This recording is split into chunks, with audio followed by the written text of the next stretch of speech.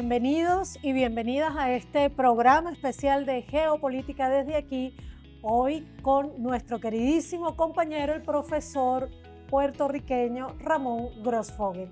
Bienvenido, querido Ramón. Bueno, ya Venezuela es tu otra patria, pero ahora bienvenido a los espacios de ANTV, Muchas el canal gracias. de la Asamblea Nacional. Muchas gracias por invitarme.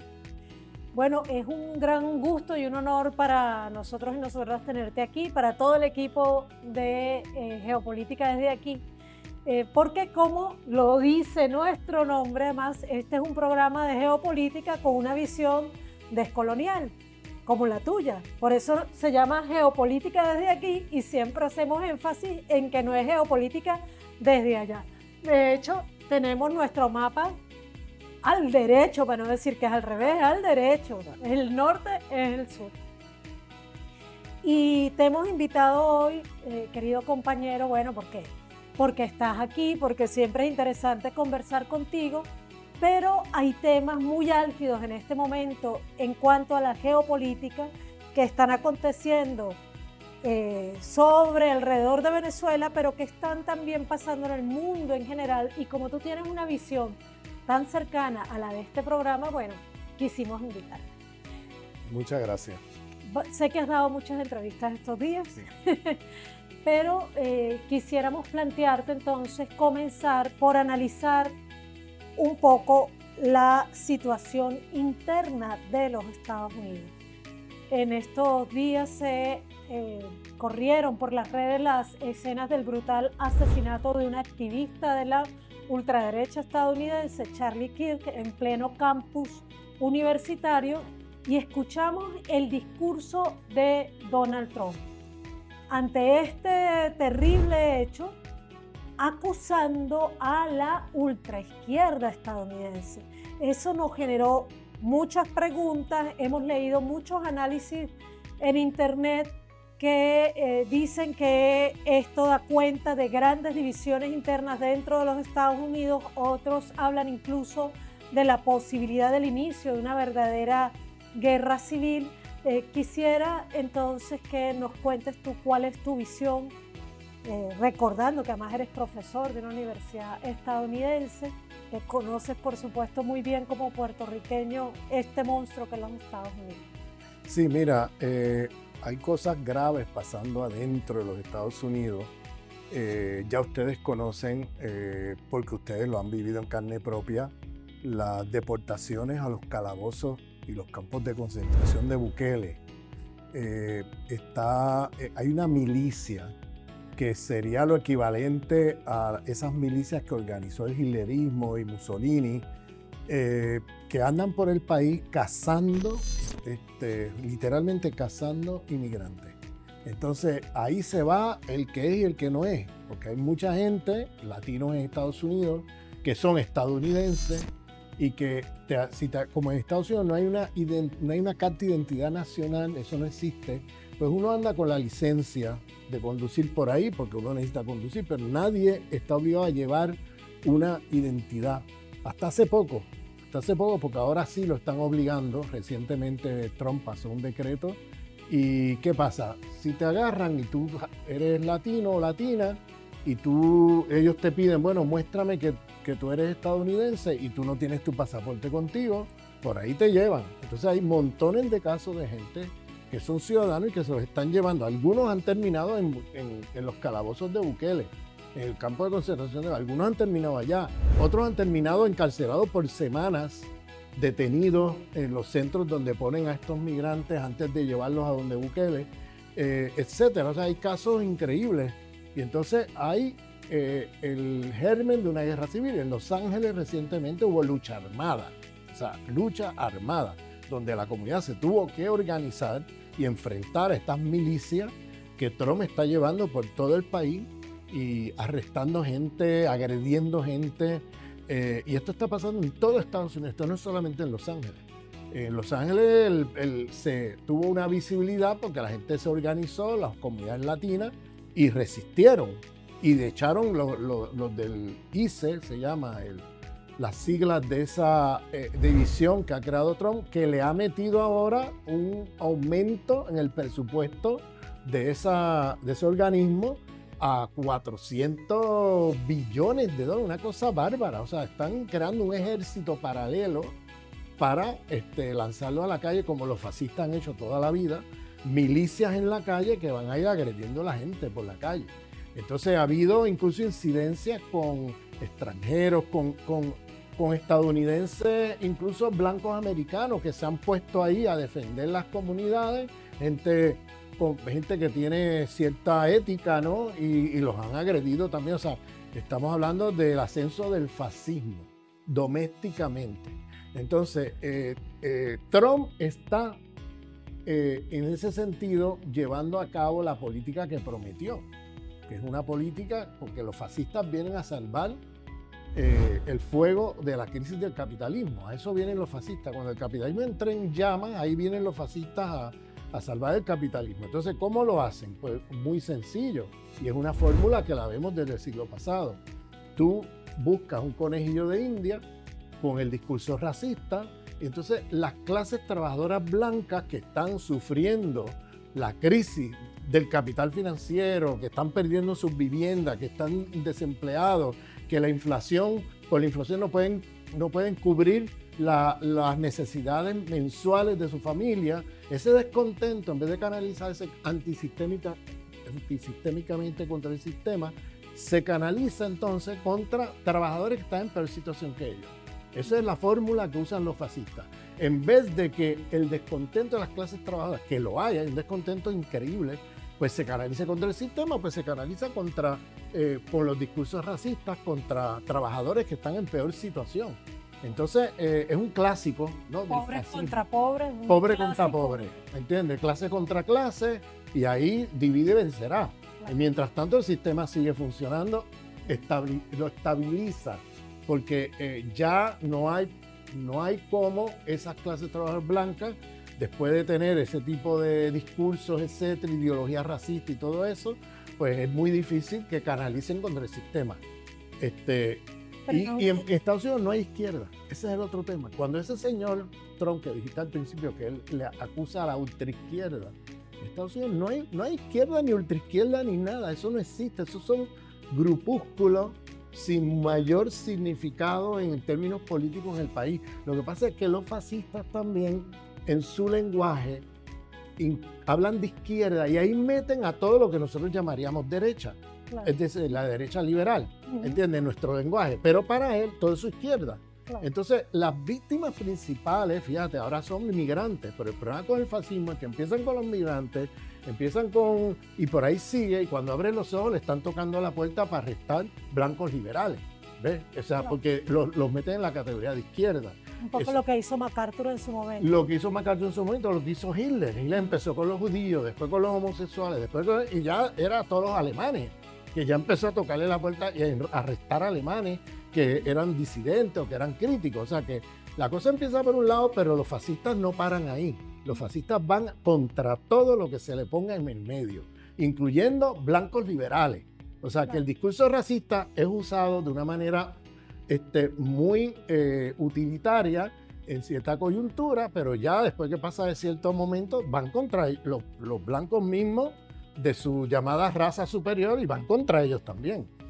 Y además, sarcásticamente diríamos, tanto Donald Trump como Marco Rubio, descendientes directos de inmigrantes, sí, que es lo más terrible de todo.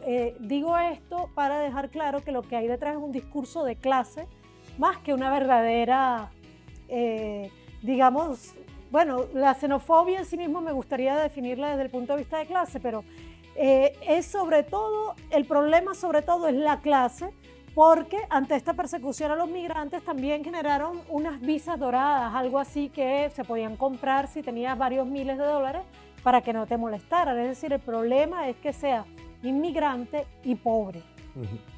No habrá, llevando esto, estoy de acuerdo contigo en ese análisis tan maravilloso que haces de la generalidad de lo que esto significa como política en el fascismo que se está imponiendo en los Estados Unidos, pero en lo chiquito, en lo más pragmático, ¿no habrá en la persecución a la migración pobre en los Estados Unidos un ataque a la base social del Partido Demócrata también?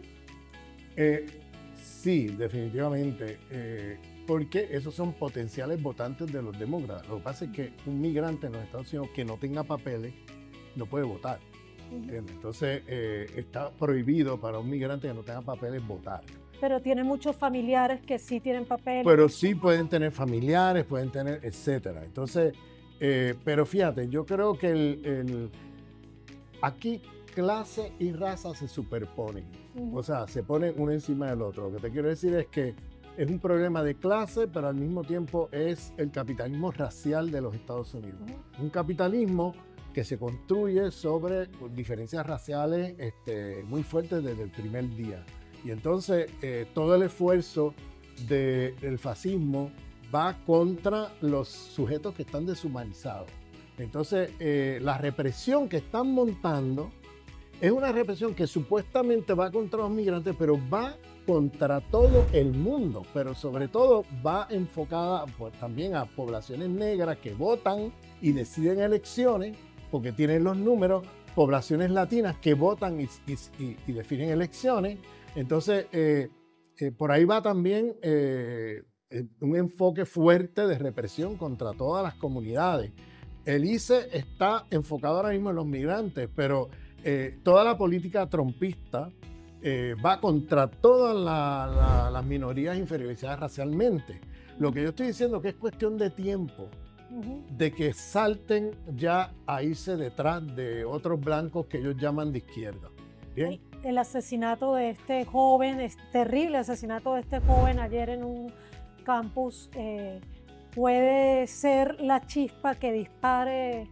Eso puede ser la chispa que dispare el ya traspasar la frontera de los migrantes e irse a por ellos, es decir, por todo lo que él define como izquierda. Para él izquierda es Biden. Claro. Biden es de izquierda para él. O sea, claro. Ahí se va la mitad del país, ¿sabes? Claro. O sea, que el fascismo tiene un lenguaje que si no lo entendemos los contenidos, pues podemos perder de vista de qué está hablando, ¿ves?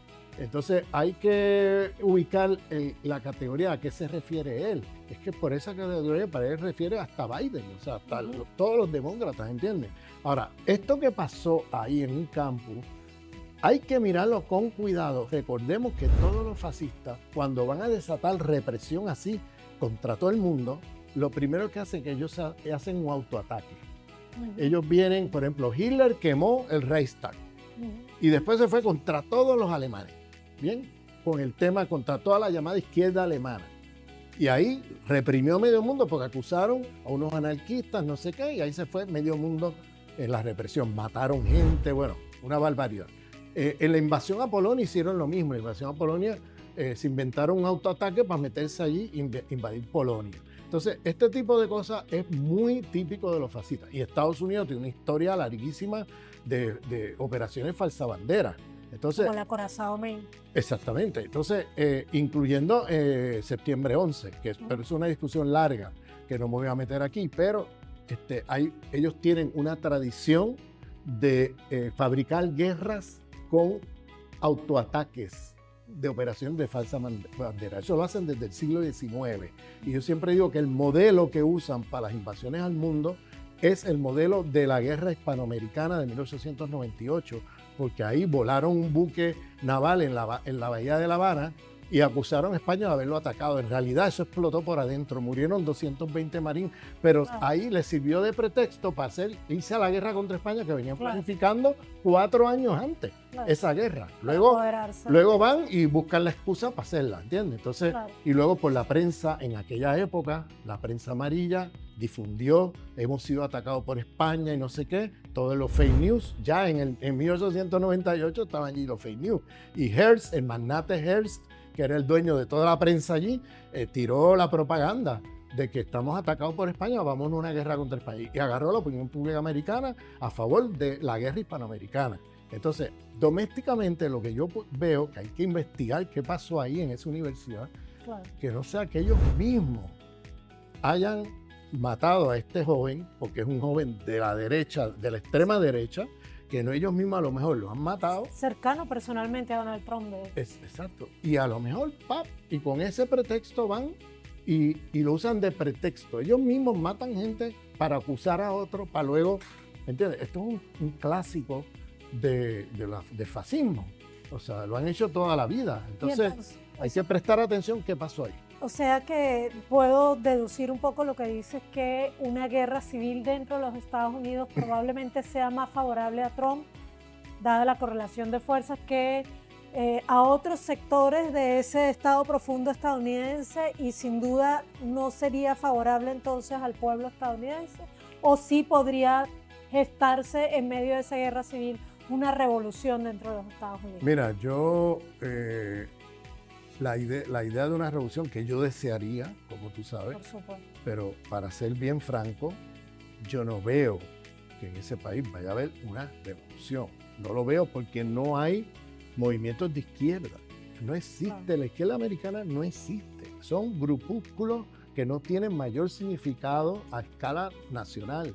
Entonces son gente que llamaríamos por aquí derecha liberal o cosas así. ¿Entiendes? Progresistas. Progresistas de derecha liberal, eso es lo que le llamaríamos. Pero esa gente no va a hacer ninguna revolución. Esa gente están totalmente ilusionadas con el sistema. A pesar de todo lo que hemos visto, esa gente todavía sigue creyendo en el sistema. Entonces no va a haber una revolución en ese sentido.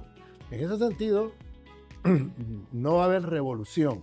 Pero lo que vamos a ver, yo creo, es que se va a intensificar las contradicciones internas. Mira, el país está quebrado. Ajá. Tiene 37 trillones de deuda del gobierno federal americano.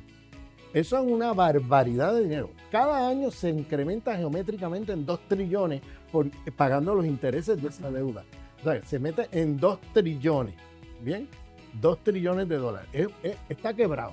Entonces, hay una crisis económica en los Estados Unidos. La gente no tiene empleo, no tiene recursos, eso incluyendo todo el mundo, pero incluyendo las clases trabajadoras americanas, que no tienen buenos empleos, no tienen buenos ingresos, se han pauperizado desde la crisis del 2008 para acá, y no se han recuperado.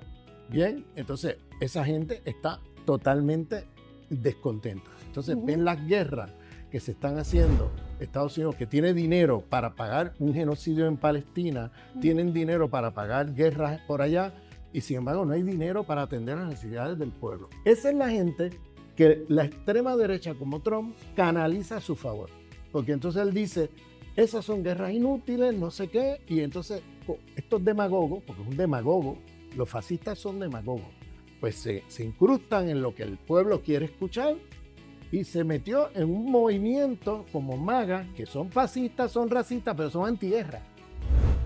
Esto es una contradicción increíble. ¿Por qué son antiguerra? Porque la mayoría de esa gente son clases medias pauperizadas, trabajadores pauperizados, que están totalmente indignados con las administraciones demócratas, incluyendo las republicanas de principios de este siglo, que llevaron el país a guerras inútiles, o sea, a gastar trillones de dólares en guerra, que luego termina el Estado quebrado y no hay dinero para nada más. Entonces la gente está indignada y harta de esto de las guerras.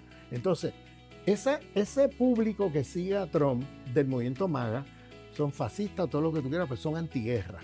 Entonces Trump está en un dilema, porque por un lado, el movimiento MAGA es el que lo puso en la silla con sus votos, con las promesas de Trump de que iba a acabar con estas guerras inútiles, porque todo ese dinero va para 7 compañías del complejo militar industrial de los Estados Unidos, que son las que se benefician de esas guerras. 7 compañías, no se beneficia nada más. Y Trump, como empresario capitalista de otro tipo de negocio, que no es la industria militar, pues él dice, ¿qué gano yo? Aquí yo no gano nada, aquí yo estoy perdiendo dinero y unas compañías llevándose el dinero del fisco americano, de los contribuyentes americanos. Entonces, ¿yo qué gano? No gano nada. Entonces, él ha sido crítico por eso, por contradicciones intracapitalistas. Entonces, ¿qué pasa? Él llega al gobierno, pero llega al gobierno con el movimiento MAGA antiguerra y con el dinero de los sionistas. Sí. Entonces, los sionistas le han pagado la campaña a cambio de 2 cosas, el genocidio en Palestina e Irán. Entonces, ahí él está entre medio de dos, en una encrucijada, en una situación de encrucijada, porque no importa lo que haga, pierde. O sea, si se va con los sionistas, pierde con su movimiento. Si se va con su movimiento, pierde con los sionistas. Y los sionistas le están pasando la cuenta. Eso explicaría entonces por qué, fíjate que en este programa en el último de los programas que emitimos, que tú lo viste, sobre el narcotráfico, mencionamos dos cosas. Uno, tiene que ver con lo que hablaste al principio, la necesidad de mantener dividida y enajenada a su base social, la base social estadounidense. Y para ello, además de la xenofobia, la drogodependencia también es muy útil. Lo fue ya para acabar varios movimientos contraculturales, por ejemplo, y sigue siéndolo para controlar a la población. Pero también muchas de estas operaciones de falsa bandera, sobre todo las comunicacionales, como esa imagen tan burda de una lancha que lleva 11 personas y uno cuenta y no ve dónde están las 11, y entonces además de eso llevaba no sé cuántas kilos, toneladas, mientras más lo cuentan, más toneladas llevaba esa pobre lancha, ¿verdad? Y la vuelan y uno dice, y lo dijimos aquí en el programa, esto es más una operación comunicacional dirigida a su público, que dijimos al mayamero, pero también ahora lo señalas como el público MAGA, a ese que cree en el movimiento Make America Great Again, ¿verdad? Para explicarles por qué necesitan agredir a Venezuela, a pesar de que a la vez aspira a ganarse el Premio Nobel de la Paz. Podría estar ahí la raíz de que hayan montado una operación comunicacionalmente tan burda, porque tú lo sabes, Ramón, tú conoces este pueblo. Aquí no nos vamos a creer una cosa tan burda como la imagen que montaron, y aquí además nos vamos a preguntar ¿y qué pasa con el derecho internacional? En cambio, ese público MAGA probablemente trague entero y obviamente no conoce y no le importa, como a su líder Marco Rubio, lo que diga la ONU, no le importa el derecho internacional. ¿Ves probable que esa operación haya sido más para ellos que para nosotros? Definitivamente, es para consumo interno, para poder justificar lo injustificable. Porque es que desde cualquier punto de vista racional eso no se sostiene. Esa lancha, si fuera a traer drogas a la Florida desde aquí, la cantidad de gasolina que necesita hundiría la lancha. La hundiría por el peso, porque no llega a Florida con la gasolina que tiene, para empezar. Entonces, y no habría espacio para los kilos de cocaína, no habría espacio porque necesita la gasolina. Y las 11 personas, que eran 11, no sé dónde estaban, pero ahí. Dicen que eran 11, pero y lo otro es que el procedimiento no hace ningún sentido. El procedimiento que ellos hacen cuando hay una lancha así es que los detienen a la lancha, agarran el cargamento que lleven, arrestan a las personas. No, aquí hundieron la evidencia al fondo del mar. Bien, hay un debate si esto es inteligencia artificial o si esto fue que le hicieron a algún pescador por el Caribe, a lo mejor, o en otra parte del mundo, los hundieron allí y los fotografiaron y dijeron, pues esto es lo que pasó. O sea, no hay evidencia, es una cosa increíble, porque no hay evidencia, porque los informes de la DEA del 2025 y 2024 no mencionan a Venezuela nunca. El cartel de los soles no aparece en los informes de su propio organismo DEA, que es el traficante de drogas más grande del mundo, como ya ustedes han discutido en este programa. Entonces, y ellos tienen una industria de droga. Donde quiera que ellos invaden, se convierten en los lugares de exportación de heroína más grandes del mundo. El triángulo de Vietnam, Laos y Camboya durante la guerra de Vietnam lo controlaba la CIA y era el lugar de exportación de heroína al mundo más grande.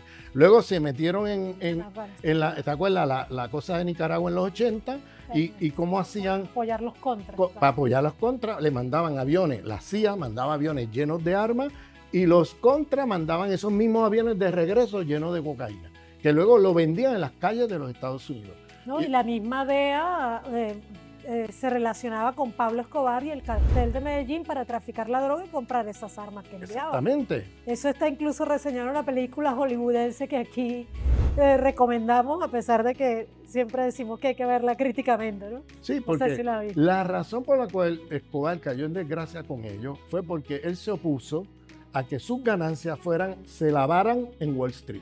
Esa fue la única contradicción que tuvieron. Porque ellos, mientras los capos de la droga laven el dinero en Wall Street, no hay problema. Los protegen. Porque Wall Street se beneficia de toda esa cantidad millonaria de dinero de droga. O sea, es una economía no solamente de guerra, sino de droga, la de los Estados Unidos. Y entonces ellos son los primeros narcotraficantes del mundo. Es lo que hemos dicho, el capitalismo necesita tanto el narcotráfico como el paramilitarismo, como todas las economías ilícitas para poder sobrevivir a sus crisis cíclicas. Exactamente. Y la crisis grande del 2008 se subsanó en gran parte gracias a los dineros del narcotráfico que se lavan. ¿Sabes de dónde? De Afganistán. Un país que no exportaba droga, ellos lo invadieron e hicieron como hicieron en Vietnam. Lo transformaron en el lugar de exportación de heroína más grande del planeta Tierra. Y el Plan Colombia fue igual. Desde que empezó el Plan Colombia hasta que terminó, la exportación de cocaína no hizo otra cosa. Se multiplicó. Que mejorar. Entonces... Claro. Y entonces vamos a verlo otra vez como un poco más globalmente. Esta gran crisis que tiene el imperialismo, primero en su centro, que ya tú la has explicado, en los propios Estados Unidos como centro del imperio capitalista actual, se extiende al mundo entero. Es una crisis de hegemonía mundial real, una hegemonía que ellos celebraban haber obtenido en la década de los 90 tras el triunfo de este bloque en la Guerra Fría, y que a principios del siglo XXI comenzó a ser desafiada tanto por China como por Irán, por la propia Rusia y por países de nuestra América levantados en torno al proyecto de una segunda revolución bolivariana que se llamó el socialismo del siglo XXI, así lo nombraron Chávez y Fidel. Esta hegemonía, esta crisis de hegemonía del capitalismo ha desatado una gran guerra. O sea, parece que el imperialismo sabe que cojea de todas sus patas, pero en la pata militar tiene todavía fuerza. Y nos ha planteado más o menos 4 teatros de operación. Uno está ubicado, obviamente, en Rusia, Ucrania, en esta región euroasiática. Otra estaba ubicada en Asia Occidental, ¿no? Palestina, Irán, Yemen, Líbano, donde se está tratando de consolidar el proyecto del Gran Israel, que es un proyecto capitalista mundial, es un enclave del imperio capitalista mundial. El otro, por supuesto, es China, porque esa va a ser la gran guerra final, ¿no? La región del Indo-Pacífico para detener el avance de este gigante asiático que es China.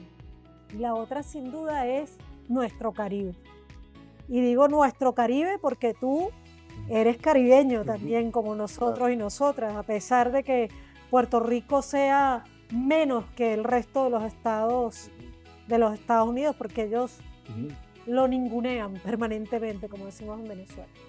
En esta crisis, en este teatro de operaciones en el Caribe, hay algo que le da una relevancia muy importante, y es que ellos lo ven como un teatro de operaciones interno. Porque como la doctrina Monroe la tienen tan arraigada, para ellos lo que sucede en nuestra América es un problema de seguridad interna.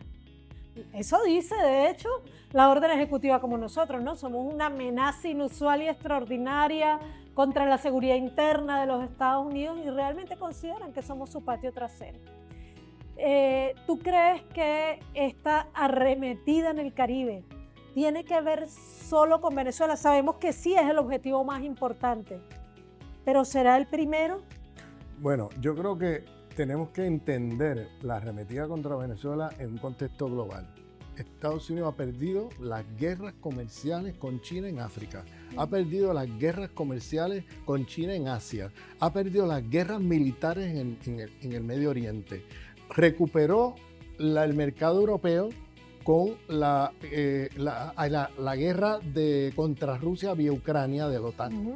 Y ahí reemplazaron todas las empresas rusas por empresas americanas. Eso lo están pagando los pueblos europeos ahora, porque le están vendiendo 7 veces más caro las empresas americanas de lo que vendían las empresas rusas. Y eso lo paga ahora el pueblo europeo. ¿Qué pasa? Europa no tiene grandes recursos naturales. ¿Entiendes? Vive del robo de nuestras riquezas. Vive del robo de las riquezas del resto del mundo. Entonces, ¿qué le queda al imperio? O sea, el imperio lo único que le queda es América Latina. Entonces, ellos se juegan su estatus imperial en América Latina. Entonces, ellos tienen que recuperar, eso ya empezó con la administración Biden, cuando nombró como prioridad de la política exterior América Latina, porque ellos saben que ahí está la riqueza, una buena parte de la riqueza del mundo, y es lo único que les queda. Han perdido todo lo demás. Entonces, pero aún en América Latina, fíjate, un país neocolonial como es Chile, tú pensarías que el socio comercial número 1 sería Estados Unidos. Pues no, es China. Entonces, te pongo esos ejemplos porque eso está pasando por toda América Latina, que China le está dando una paliza comercial al imperio dentro de su propio patio trasero, como ellos lo llaman y como ellos lo conciben. Y entonces, ¿qué pasa? Ellos tienen una contrarrevolución continental que la estamos viendo desde hace ya unos años, con los golpes de Estado en Perú, con el ascenso de Milei, con el señor Boric, que realmente es un gobierno de derecha. Con Noboa en Ecuador, la pérdida de Ecuador, eso es un golpe increíble lo que pasó en Ecuador. Bolivia. Narcotizaron Ecuador, la pérdida en Bolivia, que hay errores de izquierda, sí los hay, pero no perdamos de vista el plan imperial, porque el plan imperial ha estado en el centro de todas esas divisiones al interior de la izquierda boliviana. Que hay egos, que hay problemas de sectarismo de la izquierda, por supuesto que sí que los hay. Pero ahí está los aparatos de inteligencia de Estados Unidos, la CIA infiltrada ahí con personajes que están llevando y trayendo y contribuyendo a la división de esa izquierda, o sea, y de los resultados que vimos. Entonces digo esto porque el imperio no está cruzado de brazos, el imperio está movilizado para destruir todo. Ahora, ahora se envalentona el imperio con la caída de Bolivia, porque dicen lo único que hay que dar es Venezuela. ¿Ves? Entonces, y Cuba. Claro, pero Venezuela es el lugar de deseo por la riqueza, porque tiene los pozos petroleros más grandes del mundo, porque tiene las minas de oro de las más grandes del mundo, porque tiene el coltano, que tiene todos esos minerales para la industria de la inteligencia artificial, de las computadoras, de los teléfonos y de la industria armamentista. O sea, Venezuela es uno de los países más ricos del planeta Tierra. Entonces, ante la caída imperial, la diversidad ecológica, el agua, o sea, es una cosa impresionante. O sea, ante la caída imperial, ante la decadencia imperial, el objeto de deseo es Venezuela, más que ningún otro. Entonces, acuérdate que viene una guerra otra vez de los sionistas contra Irán. Eso viene, la están preparando. O sea, los sionistas en la guerra de 12 días, cuando acabó la guerra, cuando Trump dijo, se acabó ya, te he salvado, Israel, te salvé porque acabó. Terminaron humillados los sionistas. Pues los sionistas dijeron, no, esto no se ha acabado, esto volveremos. Entonces, y están preparando una guerra ya pronto, en los próximos, la discusión es cuándo, pero dicen que es antes de fin de año. Entonces, imagínate tú una guerra ya abierta con todo de Israel en el Golfo Pérsico, que es el lugar de producción de petróleo más grande del mundo. ¿Qué va a pasar con el precio del petróleo? Cuando la producción de petróleo se afecte, pues Estados Unidos va a entrar en una crisis brutal. Entonces, por eso también el objeto de deseo de Venezuela se incrementa, ¿ves? O sea, que no es solamente que es un ejemplo al mundo de la transformación de un país que está haciendo transformaciones revolucionarias, que es un ejemplo al mundo de soberanía, de verticalidad. Es el pueblo bolivariano dando ejemplo al mundo de pararse frente a ese imperio y decirle, no, aquí mandamos nosotros.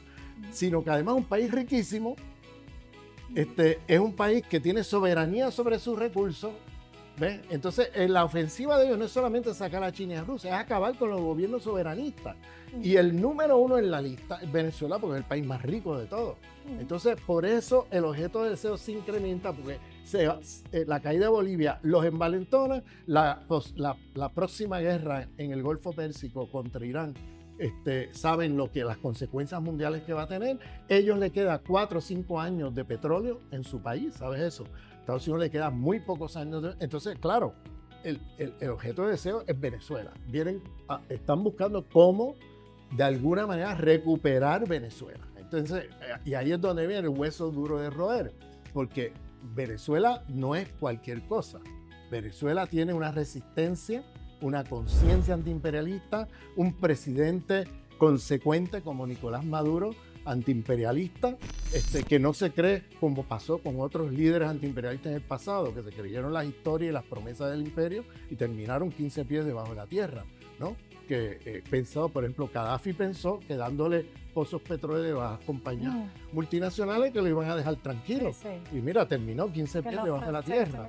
O sea, y esa ingenuidad no la tiene Nicolás Maduro. Nicolás Maduro es un hombre consecuente, coherente, antiimperialista, que sabe bien la consigna del Che.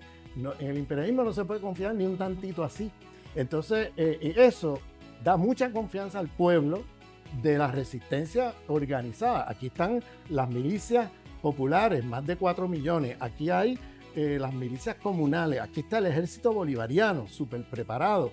Aquí está el partido que está por todos los barrios, por todas las esquinas y por todas las calles. O sea, la organización que ustedes tienen política es enorme. Más tienen un proceso de economía comunal que en caso de una agresión ustedes siguen comiendo.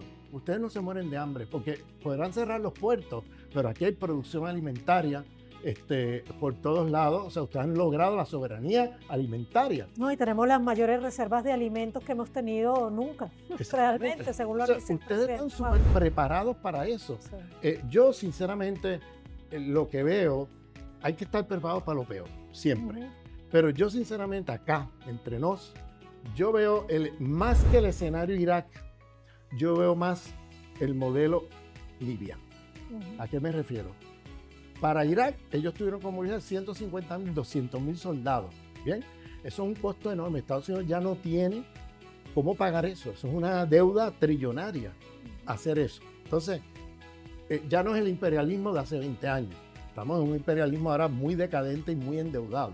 Entonces, el modelo Libia, si te recuerdas, ¿qué hicieron? Se tomaron la franja oriental de Libia, bombardearon y destruyeron el resto de Libia, dejaron un polvorín de una guerra civil interminable allí, ya nadie habla de Libia, Libia no existe ya como Estado ni como país, ¿bien? Y mientras los libios se matan, ellos controlan la franja oriental, tiran un oleoducto hacia el Mediterráneo y se roban todos los días el petróleo de Libia. Entonces allá los libios que se maten entre ellos ya tienen lo que querían. Entonces acuérdate fíjate, en la parte oriental, igual que en Libia, la parte oriental de Venezuela, Guyana, el Esequibo, la franja del Orinoco, que de paso tiene las minas de oro también, en esa franja por ahí. Entonces, ahí puede haber algo como el modelo libio, que yo estoy seguro que las Fuerzas Armadas bolivarianas... Y un ataque directo a su líder también. Un ataque directo, todo eso, crear aquí bombardeo indiscriminado, que la gente no se tenga que defender desde acá y no haya capacidad de meterse en el Orinoco y en el Esequibo para parar esa invasión, ¿me entiendes? Entonces no necesitan tantos soldados para hacer eso, ¿ves?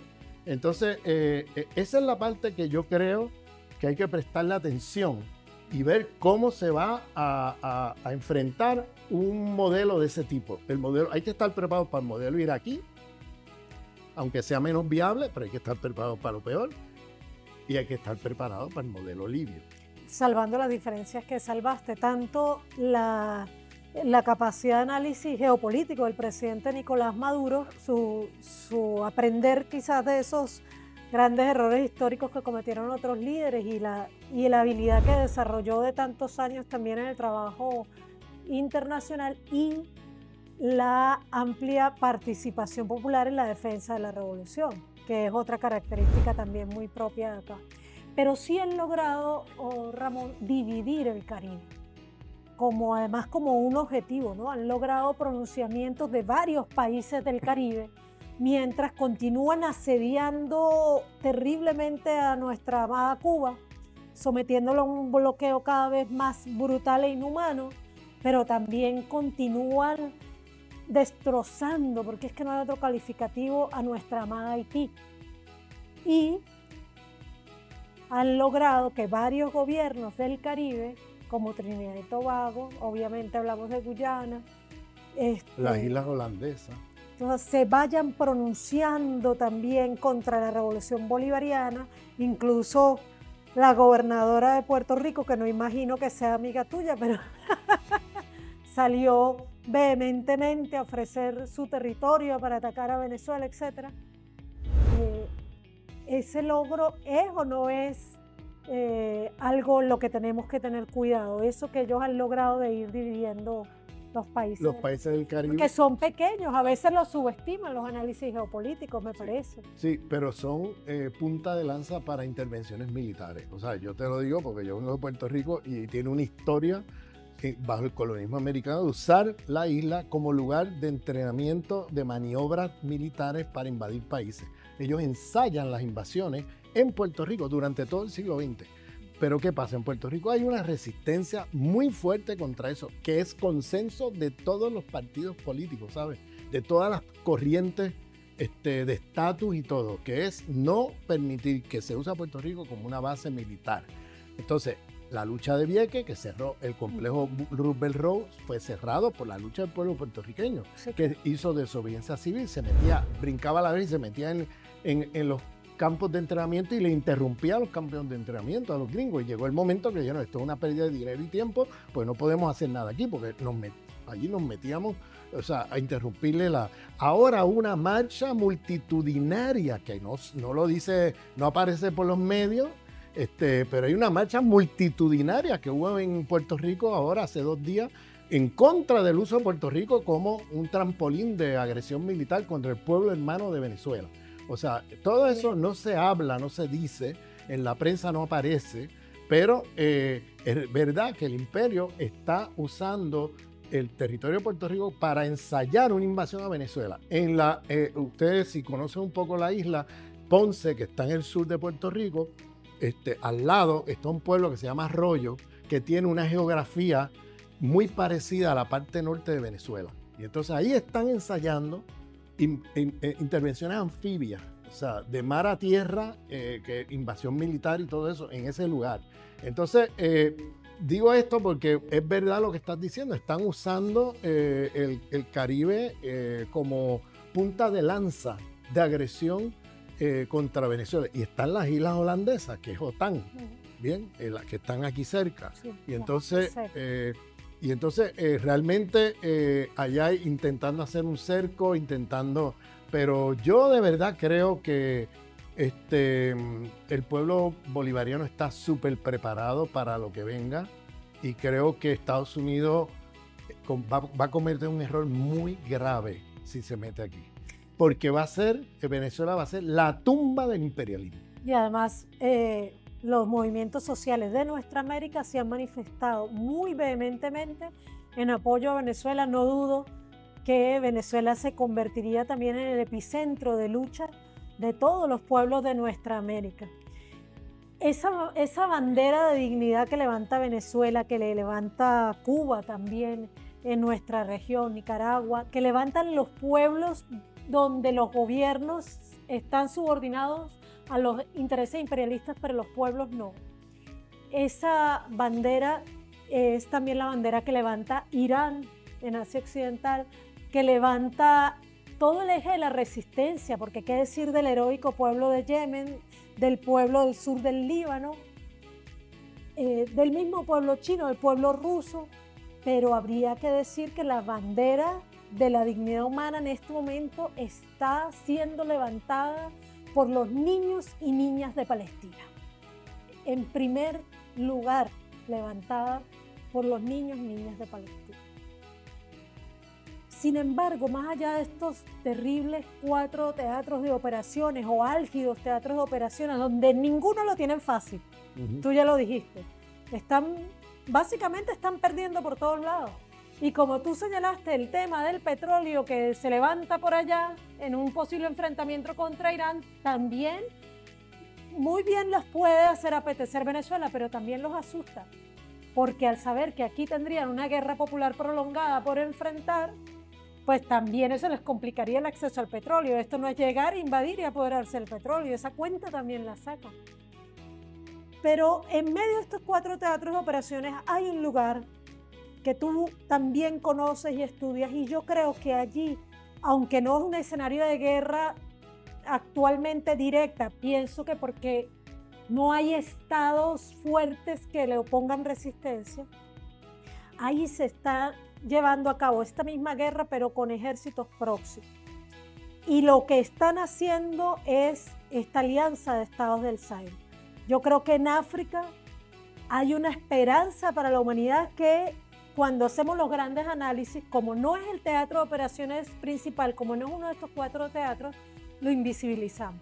¿Qué crees tú que está pasando en África? Y bueno, con eso estaríamos terminando ya este programa especial, pero creo que terminar hablando de la madre África, porque si hay una madre de esta nuestra América, esa no es España, esa es nuestra África. ¿Qué crees tú que está pasando ahí y qué tanta importancia debemos dar a todo el movimiento descolonizador que se está gestando desde África? Sí, yo creo que es fundamental y tenemos que establecer lazos de solidaridad y de intercambio y de alianza con los países del Sahel.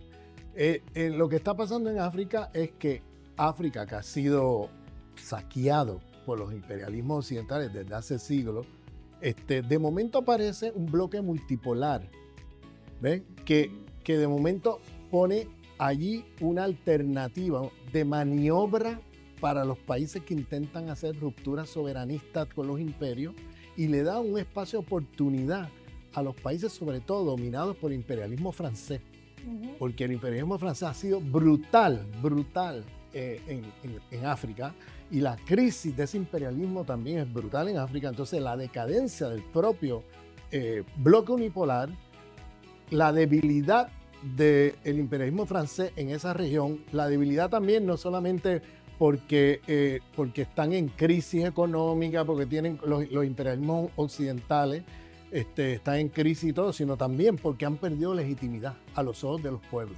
Eso es lo más importante que ha pasado. La gente ya no quiere saber de los franceses. Entonces ahí se abre un espacio. Antes el problema era que, bueno, rompemos con los franceses y qué alternativas tenemos de poder hacer una transición antiimperialista fuera de ese mundo. ¿Ve? Entonces, al caer la Unión Soviética, de momento hay un vacío.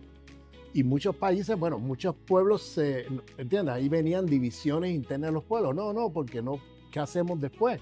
¿Entiendes? Entonces, ahora el qué hacemos después se solucionó con el mundo multipolar. Porque, recordemos, lo que provee el mundo multipolar, y China sobre todo, es un espacio de maniobra para los países antiimperialistas, porque te da una alternativa económica ante las sanciones, los bloqueos, todas las agresiones imperialistas. Y Francia no ha tenido otra que meterse el rabo entre las patas y salir del lugar, porque los han echado.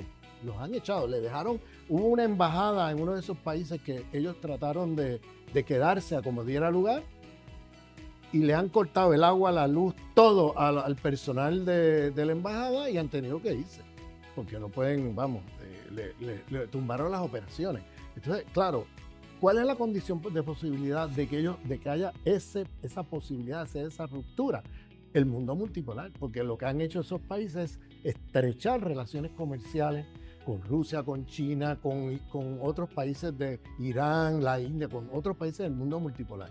Y entonces eso da un espacio de esperanza y maniobra también en América Latina, para, a pesar de que somos ahora el objeto de escalada imperial, porque es lo último que les queda, nosotros tenemos una posibilidad, como el ejemplo que dan los países de Sahel, da un ejemplo también a nosotros de que hay posibilidades en una ruptura antiimperialista con el imperio. Y es que hay otro mundo que se está construyendo, que respeta la soberanía de los pueblos, que eso es lo que tienen en común, y que es un espacio comercial que ahora mismo le ha sobrepasado al espacio comercial del mundo unipolar de los imperialismos occidentales. China ahora mismo está 100 años adelante en muchos renglones de la economía mundial que los Estados Unidos o que cualquier país europeo.